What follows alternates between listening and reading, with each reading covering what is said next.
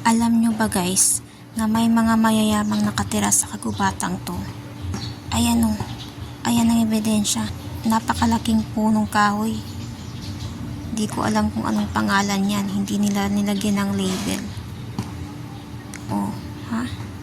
Ang laki niyang punong kahoy na yan. Tapos ito pa, meron silang nyug dyan. Oh, nyug. Nyug na walang bunga. Hindi kasi yata marunong mag-alaga yung mga mayayaman kaya hindi nagbubunga yung nyug nila. Hindi rin lumalaki. Dapat pala tuturuan kong mga to na paano palakihin yung nyug nila para magbunga eh. Kakain ako ng buko eh. Walang bunga. Oh, may mga nyug din dyan oh. Pero walang mga bunga. Hindi marunong mag-alaga ng nyug. Ano yan? Nakasabit na halaman. Naku, binitay ng mayayaman ang halaman. Mamamatay yan. Nasasakal na yan guys. Oh, kawawa naman. Pinagbibitay nila.